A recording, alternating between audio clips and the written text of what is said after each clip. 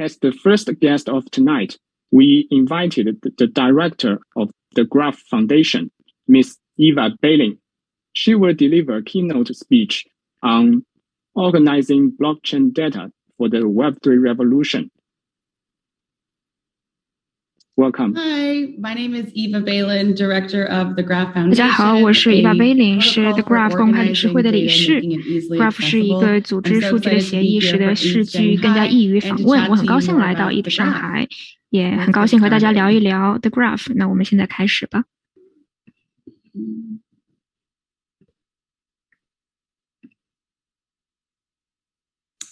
Awesome. So I'm not sure how many of you have heard 我不知道有多少人之前听说过 The Graph。我们是一个组织区块链数据的协议，那是真正为了是服务 Web3 革命。I want to start off with an inspirational quote. 那我首先想以一句鼓舞人心的话开始：一旦一项新技术席卷而来，如果你不是压路机的一部分，你就是路的一部分。我们一直铭记于心。The Graph 一直在打破界限，思考技术和互联网应该是什么样的，以及我们应该如何去访问数据。我们相信开放和无需许可的数据可以赋能去中心化应用。我们认为为 Web3 赋能的核心技术基础设施非常重要，有很多不同类型的项目，但是 The Graph 呢是真正的去满足真正的需要，支持所有应用，向前端提供数据，那可以是贸易数据、数字藏品市场数据，或者是历史，甚至是实时数据。任何发生在区块链上的事，无论是哪一条链，我们都可以通过 The Graph 提供。So the graph is composed of the graph 是由关键 API 层组成的，也就是 subgraph 子图。这是实际的 API 本身，你开发一个模式，定义要如何去组织数据，如何从区块链中检索。它是位于你的用户你的应用，也就是用户看到的部分，以及有趣的智能合约之间。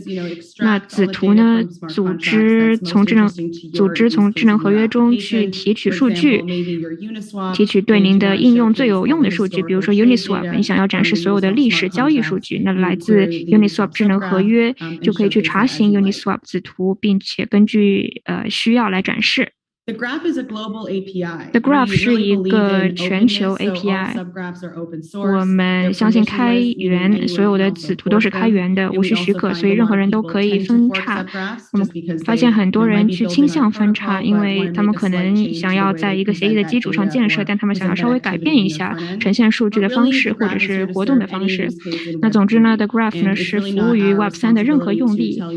我们不会负责告诉你要用哪一个链或者是哪一个用例，但我们希望为您提供数据，可以使得这一切尽可能简单。我们大多数的应用使用子图的是 DeFi 到数字藏品，那我们也看到了其他的类型的用例也在增加，比如说跨链数据。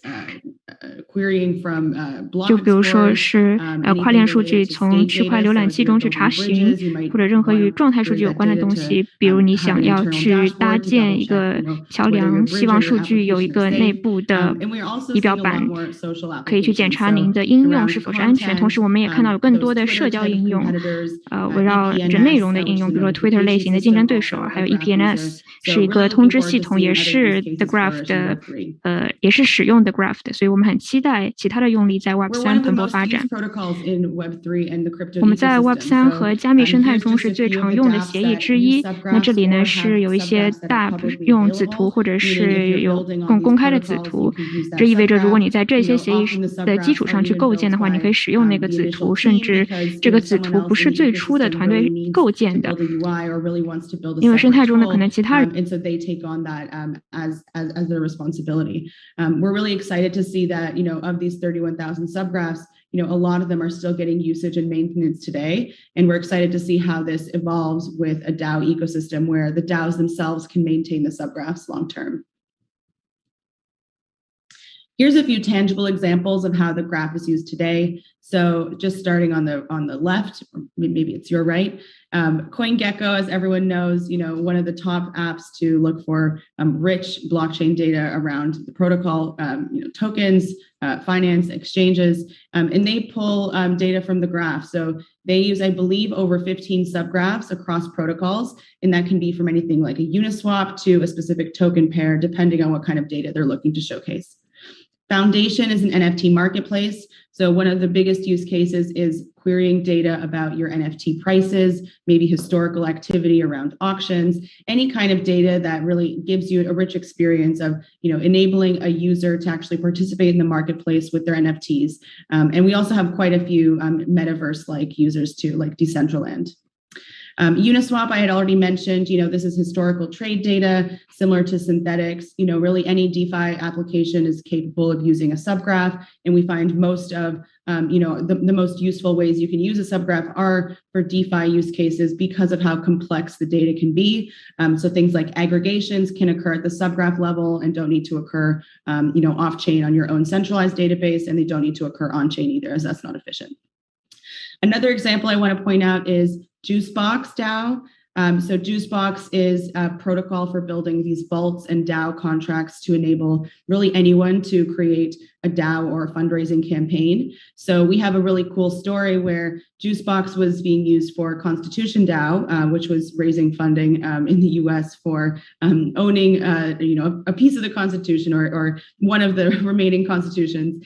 And it raised, I believe, over $20 million very quickly. But one thing that happened is their server started to go down because of all of the traffic and the excitement around the cause. And they actually were forced to migrate their API and to the network. So they built a subgraph really quickly, or I believe they might have used one that was already in the ecosystem and migrated it to the network because the graph network is more reliable than running a centralized server. So that was a really exciting use case in person and in real life that wasn't only DeFi. So just wanted to share a little comparison, where we're headed.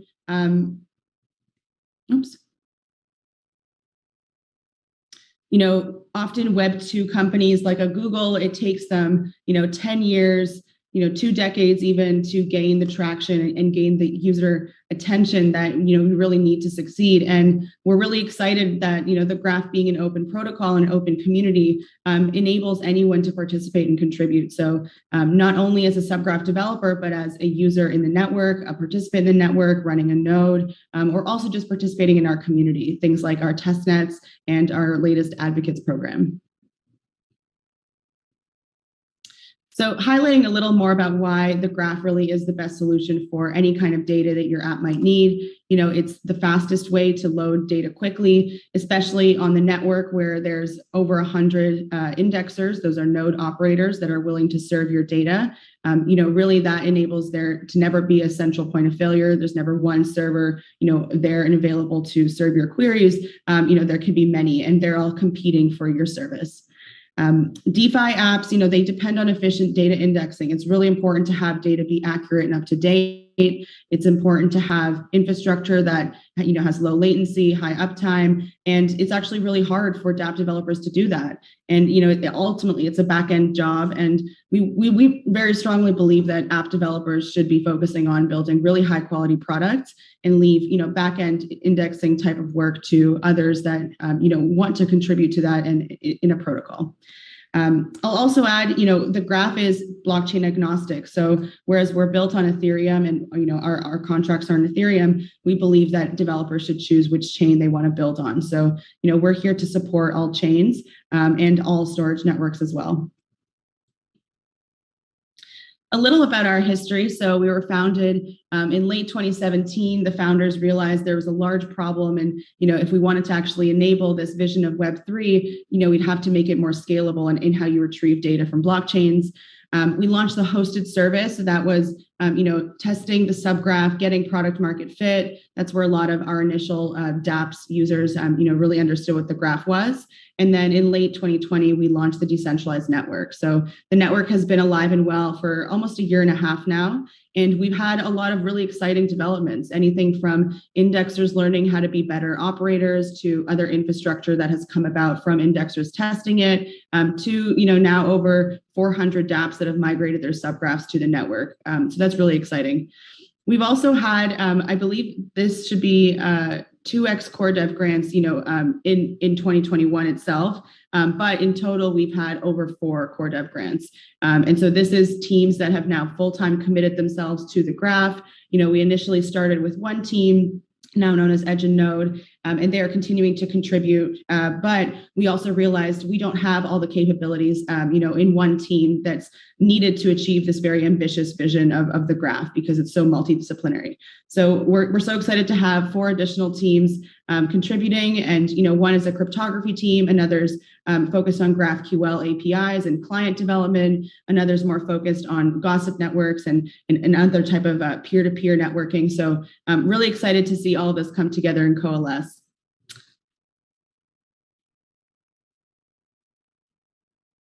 So right now, as I said, we're focused on the decentralized network, but wanted to share a little more perspective on where the hosted service has gotten to. So, in 2021, we had over 25,000 lifetime developers. This is, unique developers that use the subgraph, built a subgraph, maybe are contributing to another that was built in a separate community. And this has allowed us to have a flourishing community, of developers that are helping each other to build these subgraphs.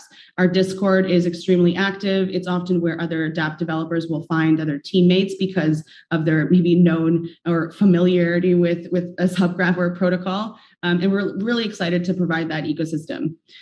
We've also seen a very consistent month-over-month growth. So 8 to 15% dev growth and 10 to 15% month-over-month subgraph development growth. And really this shows that even as there are bull and bear cycles, the actual development cycle in Ethereum has remained consistent. And we've now seen this over a year. This data isn't just the last 3 months or last 6 months, but it shows that there is such great horsepower here that we just have to continue building, and the rest of the world will follow. As I mentioned, we're blockchain agnostic. We currently support over 27 networks on the hosted service. Currently on the network, we only support Ethereum, as we're allowing our indexers to learn more about running that in a free market style. But we'll be supporting these other networks on the decentralized network soon as well. Just a little highlight about the network itself. So it's owned by individuals. It's lasting forever. We really believe that the graph is one of the tools to enable the gig economy in Web3, where people should be working for protocols. We're also, really comfortable with non-technical users participating in the protocol too, as there's the delegator role and a curator role. It's also one of the cheapest and fastest ways to actually serve your data. So, aside from you running a database and all those costs that come with that of hiring extra engineers or any other, associated costs, indexing on the graph network is really a per query basis. And so you're only ever paying for the queries you actually need, and you don't have overhead costs. Lastly, I'll reiterate that the graph allows for a global API to exist. This vision of open data that we've wanted for so long, and users being able to access their own data and control it. We really want to make that possible by firstly enabling open APIs and then allowing products to be built on top of it. As part of the graph network, we have the subgraph developers, but those that are actually enabling the services of serving the subgraph developers, we have these 4 roles. So indexers are the node operators themselves. They do the hard work. Curators signal their GRT. So they stake GRT on a subgraph. And this is how they signal to an indexer what subgraph is high quality and which isn't. So, instead of having a central company that's telling you which API is high quality, you have curators, which can be anyone in the community who knows even anything about a project. And they signal and stake their GRT. And then we also have delegators. These are also stakers. They stake GRT on indexers. And so this is the role that if you want to contribute to the protocol and the provision of the services, but you don't actually want to run a node, you can stake your GRT on indexers, and you also earn a portion of the fees that they earn. So all of these roles, earn fees from the network, in query fees and indexing rewards. And then consumers, often these are subgraph developers because they're the ones that maybe built the subgraph in the first place, but they can also be any dApp. So if you're building a static dashboard or, really just building something exciting on top of an existing protocol, you can be a consumer of an existing subgraph. A few stats about our growth in the decentralized network. So, we've seen growth around 25 to 30% over the last several months. We're starting to see this increase as well as, the need for decentralization is becoming more apparent. Even with Elon Musk, the conversation around censorship and free speech, is becoming important, and that's just in Web 2. So we're continuing to drive with our projects and partners that, you really do need to have a decentralized stack to be a fully decentralized application. And we've had so much global participation and growth. So right now there's over 160 indexers on the network serving queries. There's over 9,000 delegators, really exciting. That means that there's over 9,000 people around the world that are entrusting that these indexers know what they're doing and are able to support these applications. So really the decentralized, network coming to life. We also have over 2,600 curators. So again, these are non-technical folks. Anyone who knows anything about maybe DeFi or DAOs, that, this project using this API must be high quality and you want to signal that to indexers, extremely valuable service to the network. And then lastly, over 400 migrated subgraphs. So this includes dApps like SushiSwap, ArtBlocks, Radical, and so many more. A little testimonial from one of our favorite projects, LivePeer. Migrating to the Graph decentralized network was a smooth process. I literally had to change one line of code in the Explorer to migrate to the network. And really this highlights how simple it is. And we've got two products, the Subgraph Studio and the Graph Explorer, that make it easy for you to actually deploy, test around, play around with it, and then publish to the network, and also for you to search which subgraphs already exist. Here's a few of the projects already on the network. So as I said, ArtBlocks, Juicebox, Radical, Audius, also really exciting, a non-DeFi, use case that's up and coming. And also Pool Together, is one of the original subgraph developers and also the first subgraph that migrated to the network.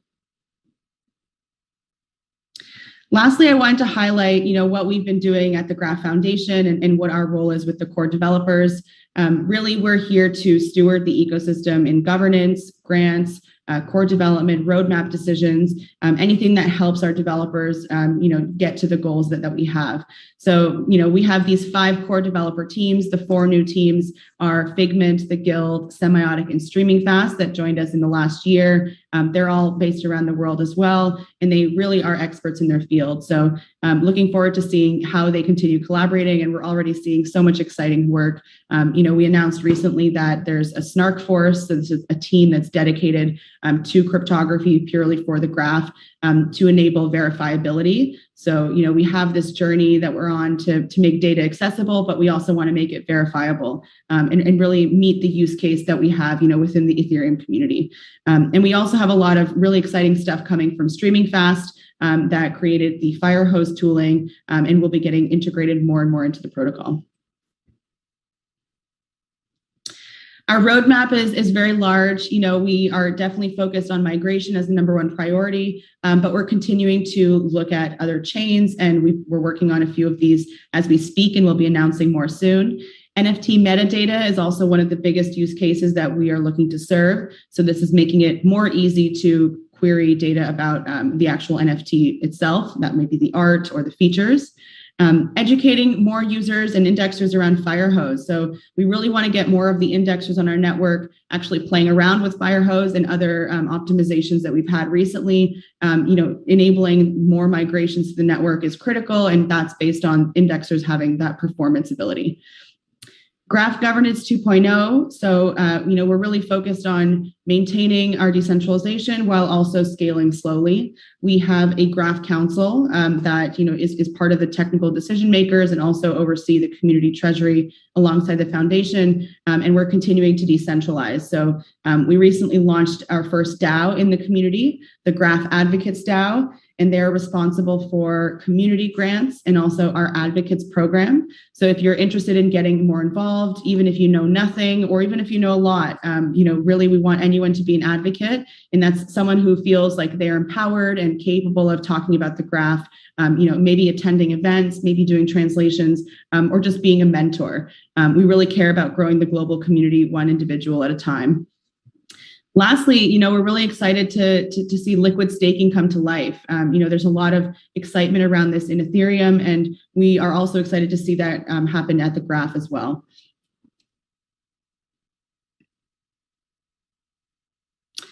Jump on the steamroller. The last thing you want to be is part of the road. So just circling back to that initial quote, we're really trying to do something innovative here. It takes a lot of work to be decentralized, but we think that the best thing for you developers and decentralized applications is for the stack to be truly decentralized too. Thank you.